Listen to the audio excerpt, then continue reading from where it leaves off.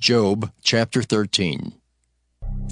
Lo, mine eye hath seen all this, mine ear hath heard and understood it.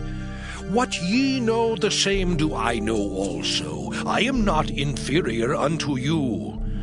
Surely I would speak to the Almighty, and I desire to reason with God. But ye are forgers of lies, ye are all physicians of no value. Oh, that ye would altogether hold your peace, and it should be your wisdom. Hear now my reasoning, and hearken to the pleadings of my lips. Will ye speak wickedly for God, and talk deceitfully for him? Will ye accept his person? Will ye contend for God? Is it good that he should search you out? Or as one man mocketh another, do ye so mock him? He will surely reprove you, if ye do secretly accept persons. Shall not his excellency make you afraid, and his dread fall upon you? Your remembrances are like unto ashes, your bodies to bodies of clay. Hold your peace, let me alone that I may speak, and let come on me what will. Wherefore do I take my flesh in my teeth, and put my life in mine hand? Though he slay me, yet will I trust in him. But I will maintain mine own ways before him. He also shall be my salvation, for an hypocrite shall not come before him. Hear diligently my speech and my declaration with your ears. Behold now, I have ordered my cause. I know that I shall be justified. Who is he that will plead with me? For now if I hold my tongue, I shall give up the ghost. Only do not two things unto me, then will I not hide myself from thee. Withdraw thine hand far from me, and let not thy dread make me afraid. Then call thou, and I will answer. Or let me speak, and answer thou me. How many are mine iniquities and sins? Make me to know my transgression and my sin. Wherefore hidest thou thy face, and holdest me for thine enemy? Wilt thou break a leaf driven to and fro, and wilt thou pursue the dry stubble? For thou writest bitter things against me, and makest me to possess the iniquities of my youth. Thou puttest my feet also in the stocks, and lookest narrowly unto all my paths. Thou settest a print upon the heels of my feet, and he as a rotten thing consumeth, as a garment that is moth-eaten. Job chapter 14. Man that is born of a woman is of few days, and full of trouble. He cometh forth like a flower, and is cut down. He fleeth also as a shadow, and continueth not. And dost thou open thine eyes upon such an one, and bringest me into judgment with thee? Who can bring a clean thing out of an unclean? Not one. Seeing his days are determined, the number of his months are with thee. Thou hast appointed his bounds that he cannot pass. Turn from him that he may rest, till he shall accomplish as an hireling his day. For there is hope of a tree, if it be cut down, that it will sprout again, and that the tender branch thereof will not cease. Though the root thereof wax old in the earth, and the stalk thereof die in the ground, yet through the scent of water it will bud, and bring forth boughs like a plant. But man dieth, and wasteth away. Yea, man giveth up the ghost, and where is he? As the waters fail from the sea, and the flood decayeth and drieth up, so man lieth down and riseth not, till the heavens be no more. They shall not awake, nor be raised out of their sleep. Oh, that thou wouldest hide me in the grave, that thou wouldest keep me secret until thy wrath be past, that thou wouldest appoint me a set time and remember me. If a man die, shall he live again? All the days of my appointed time will I wait till my change come. Thou shalt call, and I will answer thee. Thou wilt have a desire to the work of thine hands. For now thou numberest my steps. Dost thou not watch over my sin? My transgression is sealed up in a bag, and thou sewest up mine iniquity. And surely the mountain falling cometh to naught, and the rock is removed out of his place. The waters wear the stones. Thou washest away the things which grow out of the dust of the earth, and thou destroyest the hope of man. Thou prevailest forever against him, and he passeth. Thou changest his countenance, and sendest him away.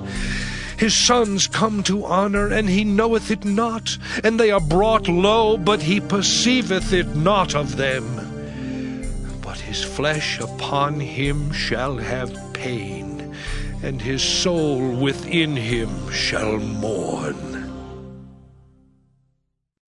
Job chapter 15. Then answered Eliphaz the Temanite, and said, Should a wise man utter vain knowledge, and fill his belly with the east wind? Should he reason with unprofitable talk, or with speeches wherewith he can do no good? Yea, thou castest off fear, and restrainest prayer before God. For thy mouth uttereth thine iniquity, and thou choosest the tongue of the crafty.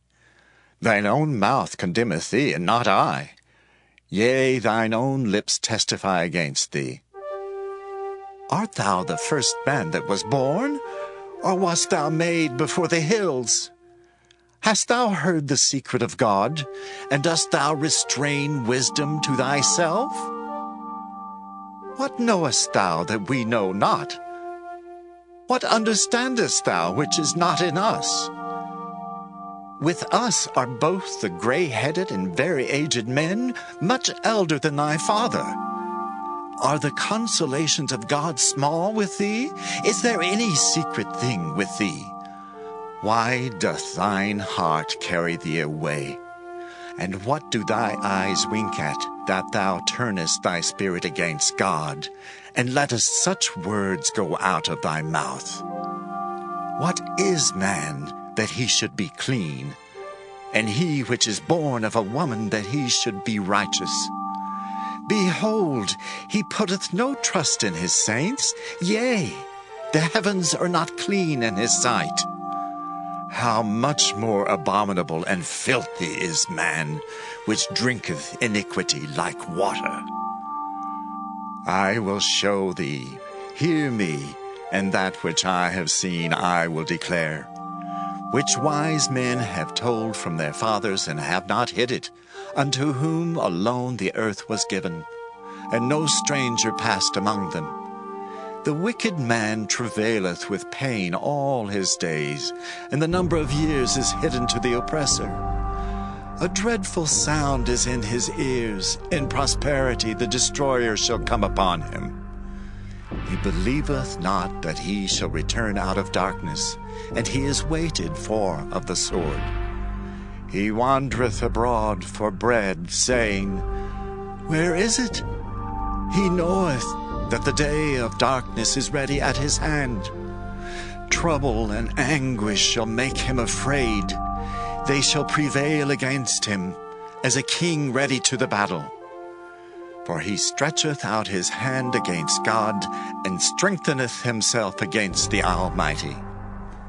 He runneth upon him, even on his neck, upon the thick bosses of his bucklers, because he covereth his face with his fatness, and maketh collops of fat on his flanks. And he dwelleth in desolate cities, and in houses which no man inhabiteth, which are ready to become heaps. He shall not be rich, neither shall his substance continue, neither shall he prolong the perfection thereof upon the earth.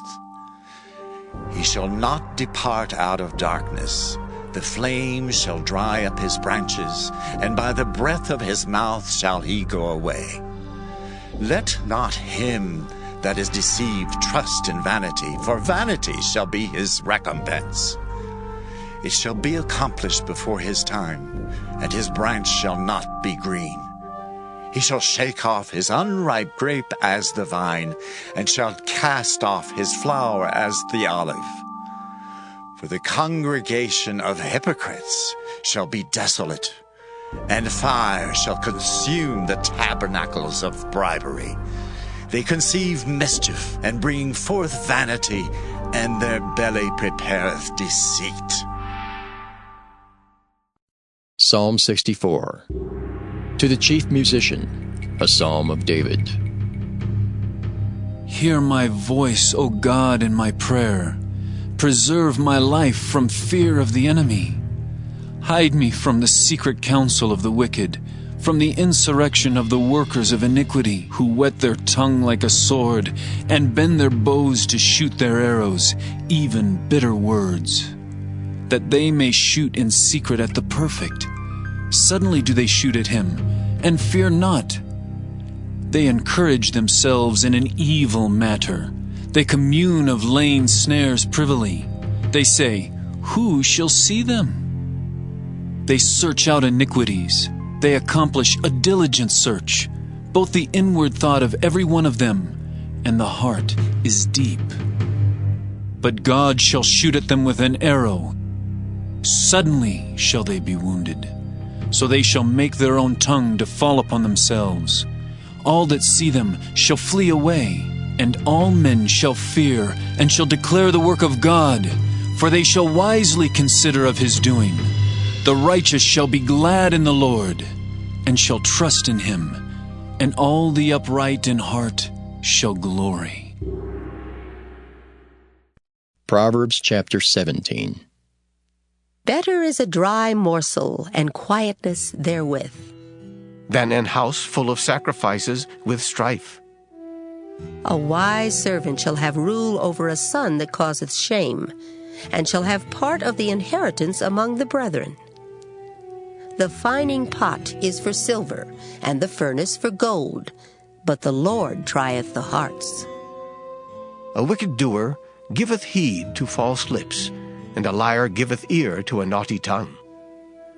Whoso mocketh the poor reproacheth his Maker, and he that is glad at calamities shall not be unpunished. Children's children are the crown of old men, and the glory of children are their fathers. Excellent speech becometh not a fool, much less do lying lips a prince.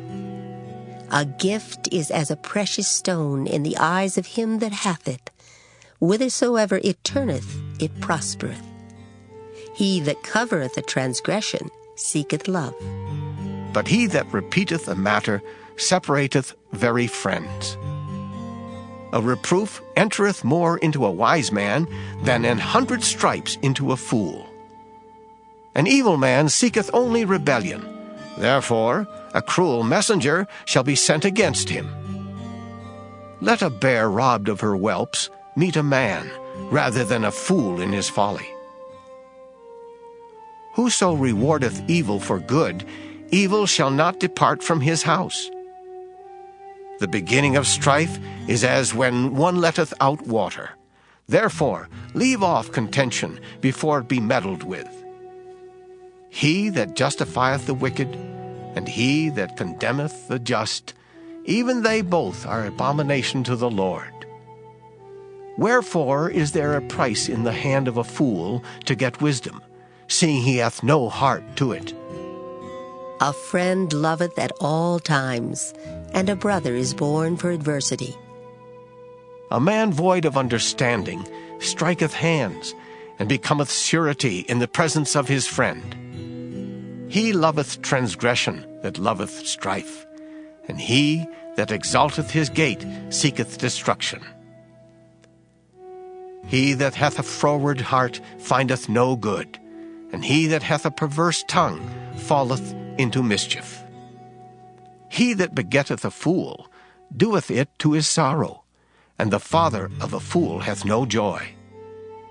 A merry heart doeth good like a medicine, but a broken spirit drieth the bones. A wicked man taketh the gift out of the bosom to pervert the ways of judgment. Wisdom is before him that hath understanding, but the eyes of a fool are in the ends of the earth. A foolish son is a grief to his father, and bitterness to her that bare him. Also to punish the just is not good, nor to strike princes for equity. He that hath knowledge spareth his words, and a man of understanding is of an excellent spirit. Even a fool, when he holdeth his peace, is counted wise, and he that shutteth his lips is esteemed a man of understanding. Mark 11. Now when they came near Jerusalem, to Bethphage and Bethany, at the Mount of Olives, he sent out 2 of his disciples, and he said to them, Go into the village opposite you, and as soon as you have entered it, you will find a colt tied, on which no one has sat. Loose it and bring it.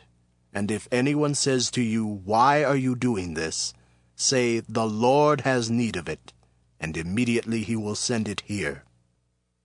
So they went their way, and found the colt tied by the door outside on the street, and they loosed it. And some of those who stood there said to them, What are you doing, loosing the colt? So they spoke to them just as Jesus had commanded, and they let them go. Then they brought the colt to Jesus and threw their garments on it, and he sat on it. And many spread their garments on the road, and others cut down leafy branches from the trees, and spread them on the road. Then those who went before and those who followed cried out, saying, Hosanna! Blessed is he who comes in the name of the Lord. Blessed is the kingdom of our father David that comes in the name of the Lord. Hosanna in the highest. And Jesus went into Jerusalem, and into the temple. So when he had looked around at all the things, as the hour was already late, he went out to Bethany with the 12. Now the next day, when they had come out from Bethany, he was hungry. And seeing from afar a fig tree having leaves, he went to see if perhaps he would find something on it. And when he came to it, he found nothing but leaves, for it was not the season for figs.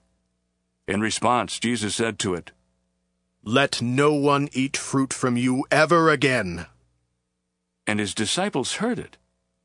So they came to Jerusalem, and Jesus went into the temple and began to drive out those who bought and sold in the temple, and overturned the tables of the money changers and the seats of those who sold doves.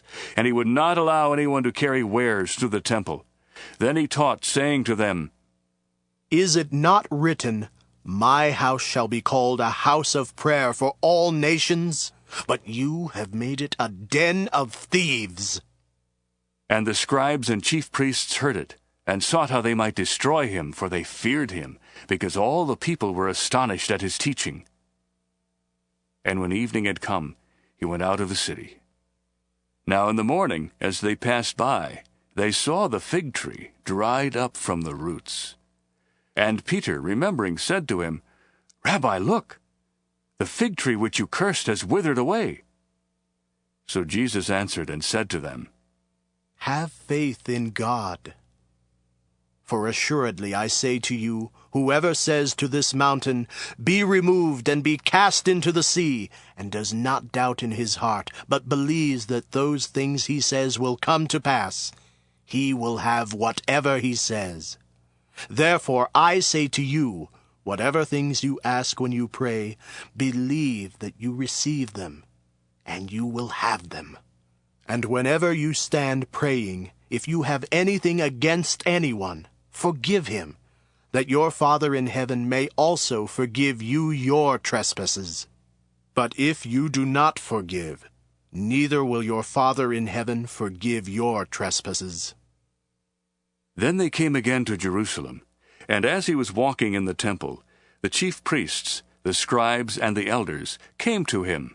And they said to him, By what authority are you doing these things? And who gave you this authority to do these things? But Jesus answered and said to them, I will also ask you one question. Then answer me, and I will tell you by what authority I do these things. The baptism of John, was it from heaven or from men? Answer me. And they reasoned among themselves, saying, If we say from heaven, he will say, Why then did you not believe him? But if we say from men, they feared the people, for all counted John to have been a prophet indeed. So they answered and said to Jesus, We do not know. And Jesus answered and said to them, Neither will I tell you by what authority I do these things. Mark 12. Then he began to speak to them in parables. A man planted a vineyard and set a hedge around it, dug a place for the wine vat and built a tower. And he leased it to vine dressers and went into a far country. Now at vintage time he sent a servant to the vine dressers, that he might receive some of the fruit of the vineyard from the vine dressers. And they took him and beat him and sent him away empty-handed. Again he sent them another servant, and at him they threw stones, wounded him in the head, and sent him away shamefully treated. And again he sent another, and him they killed, and many others, beating some and killing some. Therefore, still having one son, his beloved, he also sent him to them last, saying, They will respect my son. But those vine dressers said among themselves, This is the heir. Come, let us kill him, and the inheritance will be ours. And they took him and killed him, and cast him out of the vineyard. Therefore, what will the owner of the vineyard do? He will come and destroy the vine dressers, and give the vineyard to others. Have you not read this scripture? The stone which the builders rejected has become the chief cornerstone. This was the Lord's doing, and it is marvelous in our eyes. And they sought to lay hold of him, but feared the multitude, for they knew he had spoken the parable against them. So they left him and went away.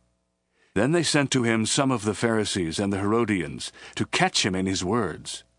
When they had come, they said to him, Teacher, we know that you are true, and care about no one, for you do not regard the person of men, but teach the way of God in truth. Is it lawful to pay taxes to Caesar or not? Shall we pay or shall we not pay? But he, knowing their hypocrisy, said to them, Why do you test me? Bring me a denarius, that I may see it. So they brought it, and he said to them, Whose image and inscription is this? And they said to him, Caesar's. Then Jesus answered and said to them, Render to Caesar the things that are Caesar's, and to God the things that are God's. And they marveled at him. Then some Sadducees, who say there is no resurrection, came to him, and they asked him, saying, Teacher, Moses wrote to us that if a man's brother dies, and leaves his wife behind, and leaves no children, his brother should take his wife, and raise up offspring for his brother. Now there were 7 brothers. The first took a wife, and dying he left no offspring. And the second took her, and he died, nor did he leave any offspring. And the third likewise. So the 7 had her, and left no offspring.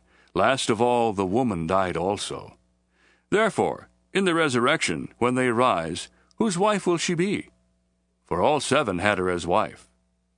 Jesus answered and said to them, Are you not therefore mistaken, because you do not know the Scriptures, nor the power of God?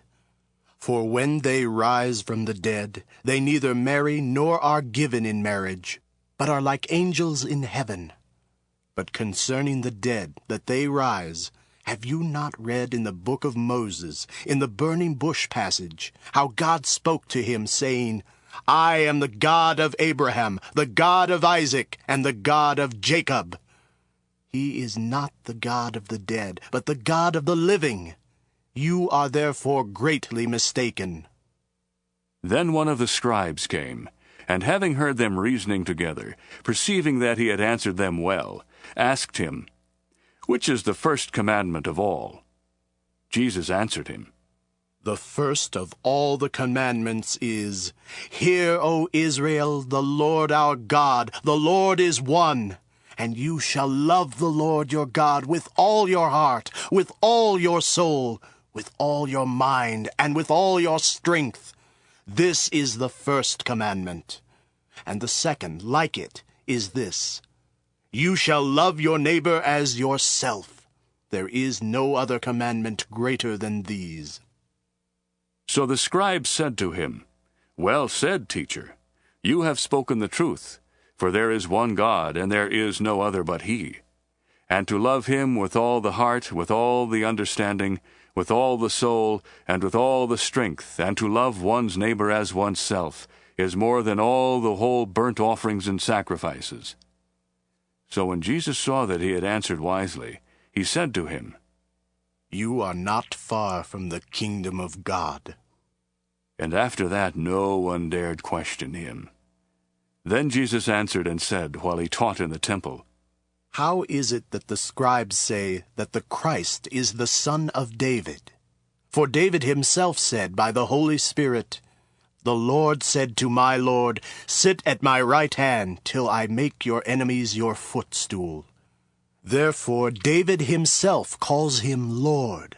How is he then his son?" And the common people heard him gladly. Then he said to them in his teaching, "Beware of the scribes, who desire to go around in long robes, love greetings in the marketplaces, the best seats in the synagogues, and the best places at feasts, who devour widows' houses, and for a pretense make long prayers. These will receive greater condemnation." Now Jesus sat opposite the treasury, and saw how the people put money into the treasury, and many who were rich put in much. Then one poor widow came and threw in 2 mites, which make a quadrans. So he called his disciples to him, and said to them, "Assuredly I say to you, that this poor widow has put in more than all those who have given to the treasury. For they all put in out of their abundance, but she out of her poverty put in all that she had, her whole livelihood,